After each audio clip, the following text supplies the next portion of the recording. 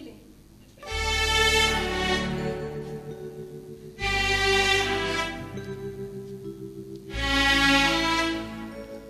സത്യം പറഞ്ഞപ്പോ മക്കൾക്ക് അച്ഛനോട് സ്നേഹം കുറയുമോ എന്നൊരു ഭയം. അച്ഛാ, പതിൽ കവിഞ്ഞ് ഡ്രിങ്ക് കഴിച്ചു. ഏയ് നോ. പിന്നെന്താ ഇങ്ങനെയൊക്കെ? ജീവിതത്തിൽ ഒരിക്കൽ പോലും പറയേണ്ടി വരില്ല എന്ന് കരുതി രഹസ്യമാ പറയേണ്ടി വന്നത്. ഇനിയിപ്പോ നിങ്ങൾ 3 പേരിൽ ആരാണ് റോസി എന്ന് പറയേണ്ടി വരുമോ എന്ന ഭയം. അതൊരിക്കലും പറയരുത്. പറഞ്ഞാൽ അവൾ സനാഥയും മറ്റു 2 പേർ അനാഥരുമായി പോകും. ഞങ്ങൾക്ക് വേണ്ടി ജീവിതം ഹോമിച്ചാൽ വിവാഹം വേണ്ടെന്ന് വെച്ചു. ഒരിക്കലും തന്നിലേക്ക് നോക്കാതെ ഞങ്ങളിലേക്ക് മാത്രം നോക്കി. ഈ നിമിഷങ്ങളിലും ഞങ്ങളെ പ്രതി വേദനിക്കുന്ന മനസ്സുമായി നിൽക്കുന്ന അച്ഛൻ എങ്ങനെ വീട്ടിൽ തീർക്കാനൊക്കും ഞങ്ങൾ പെൺമക്കൾക്ക് അച്ഛനോടുള്ള കടം? സദാചാരവും സാമൂഹ്യബോധവും ജീവിത വീക്ഷണവും ഞങ്ങൾക്ക് തന്നാൽ അച്ഛനോട് പറയാൻ പാടില്ലാത്ത ഒരു രഹസ്യവും വിവാഹം വരെ ഞങ്ങൾ പെൺമക്കൾക്ക് പാടില്ലെന്ന് പഠിപ്പി.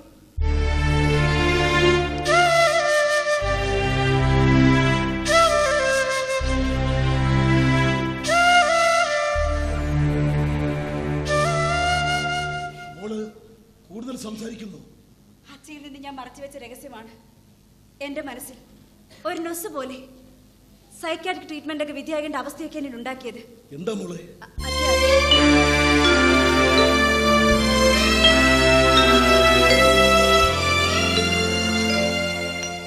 ഞങ്ങൾ അച്ഛനും മകളും വളരെ ഗൗരവമായി ചില കാര്യങ്ങൾ സംസാരിച്ചുകൊണ്ടിരിക്കുകയാണ്.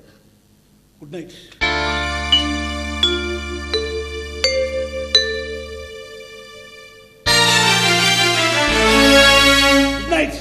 എന്റെ മാനം രക്ഷിക്കാൻ വേണ്ടി ഒരു കൊലപാതകം നടത്തിയവനാണ് പ്രശാന്ത്.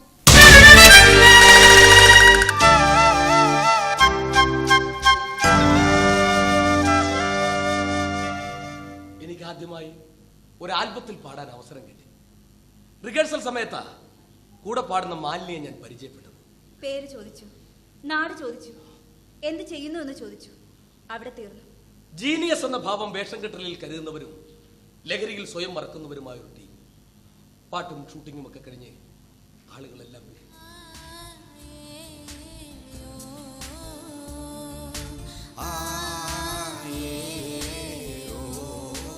എനിക്ക് പോകാൻ വണ്ടിക്കാശ് പോലും. മ്യൂസിക് ഡയറക്ടറും പ്രൊഡ്യൂസറുമായ അഖിൽ മാധവന്റെ മുറിയിലെത്തിയത് അങ്ങനെയാണ്. അവിടെ അയാൾ ലഹരിയുടെ ഉന്മാദത്തിൽ മാലിന്യെ കടന്നു പിടിക്കുന്നതാണ് കണ്ടത്. തടയാൻ ശ്രമിച്ചപ്പോൾ വി ആർ ഫ്രണ്ട്സ് എന്നും ഇതൊരു ജോക്കിംഗ് ഗെയിമാണെന്ന് പറഞ്ഞ് എന്നെ തടഞ്ഞു. പണം ചോദിച്ചപ്പോൾ കീശയിൽ കൈയിട്ട് കിട്ടിയത് ചുരുട്ടി തന്നു. അതും വാങ്ങി മടങ്ങാൻ തുനിഞ്ഞ എന്നെ നോക്കി മാലിനി ദയനീയമായി വിളിച്ചു. അപ്പോഴാണ് ഞാൻ ശ്രദ്ധിച്ചത് മാലിനി അയാൾ കെട്ടിയിട്ടിരിക്കുകയായിരുന്നു. ഇരയുടെ ജീവനിലേക്ക് വേട്ടനായെ പോലെ ചാടിക്കയറാൻ ശ്രമിച്ച് അവനെ തടഞ്ഞ എന്നെ അവൻ അടിച്ചു വീണു. അടികൊണ്ട് വീണ ഞാനൊരു ചെണ്ട തൂക്കിയെടുത്തു. അമ്പലത്തിൽ കെട്ടുകാളെ കൊണ്ടുപോകുമ്പോ എന്റെ അച്ഛൻ അതിന്റെ മുന്നിൽ കൊട്ടി ഒരു താള വിസ്മയം ഒരുക്കി കൂടെ ഉള്ളവരെ ഉന്മാദത്തിൽ തുള്ളിക്കും. അതുപോലെ ചെണ്ട തൂക്കിയെടുത്ത് ആഞ്ഞടിച്ചു. ഒരു ഉന്മാദിയെ പോലെ അലറിയടിച്ചു. പാമ്പ് പിടയുന്നത് പോലെ പിടയുന്നത് ഓർമ്മയുണ്ട്. നിശ്ചലമാകുന്നത് വരെ അടിച്ചു. മാലിനിയുടെ അലറിയുള്ള നിലവിളി കേട്ടാണ് ഞാൻ യാഥാർത്ഥ്യത്തിലേക്ക് ഉണർന്നത്. അപ്പോഴേക്കും അവൻ മരണപ്പെട്ടിരുന്നു. അവന്റെ സ്വകാര്യ ഭ്രാന്തുകളുടെ സങ്കേതത്തിൽ ഈശ്വരനല്ലാതെ വേറെ സാക്ഷികളില്ലായിരുന്നു. ഞങ്ങൾ അവിടെ നിന്ന് ഓടി രക്ഷപ്പെട്ടു. വഴിയരികിൽ വെച്ച് 2 ഓട്ടോകൾ കയറി ഞങ്ങൾ പിരിഞ്ഞു. അമിതമായി ലഹരി ഉപയോഗിച്ച അഖിൽ മാധവൻ ദുരൂഹ സാഹചര്യത്തിൽ മരണപ്പെട്ടു എന്ന് പോലീസ് കഥ ചമച്ചു. പിന്തുടരാത്ത ദുരന്തം ഞാൻ മറന്നു. പിന്നീട് ഒരിക്കലും പാടണ്ടെന്ന് തീരുമാനിച്ചു. ജീവിതം തേടിയുള്ള യാത്രയിൽ തികച്ചും അവിചാരിതമായി ഞങ്ങൾ ഇവിടെ കണ്ടുമുട്ടി. പഴയ കഥകളൊക്കെ പറഞ്ഞ് എന്നെ ബ്ലാക്ക്മെയിൽ ചെയ്യാനോ മറ്റോ ആണെന്ന് തെറ്റിദ്ധരിച്ചു.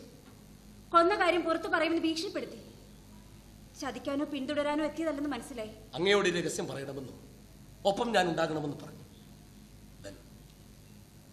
Good night sir.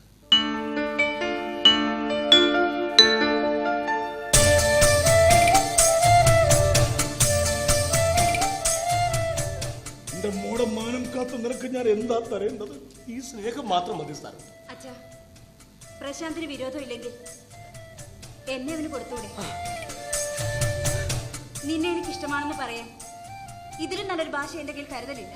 എന്റെ മോൾക്ക് ഇഷ്ടമാണെങ്കിൽ അച്ഛന് സന്തോഷമാ. വേണ്ട സാർ, എന്നെ നിനക്ക് ഇഷ്ടമല്ലേ?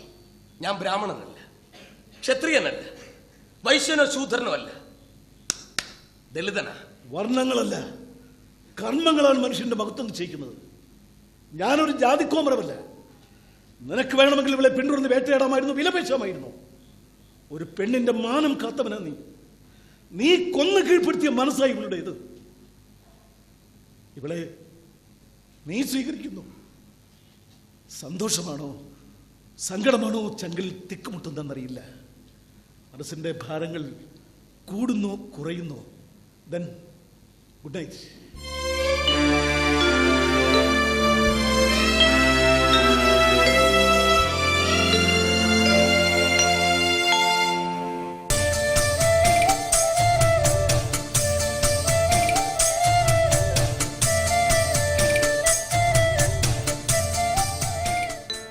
ശത്രു ഒഴിഞ്ഞ കൂട് പോലെ ശാന്തമാണ് എൻ്റെ മനസ്സ്. ജീവിതം എന്ന യുഗ്മഗാനം പാടാൻ ഞാൻ നിന്റെ കരം പിടിക്കുക.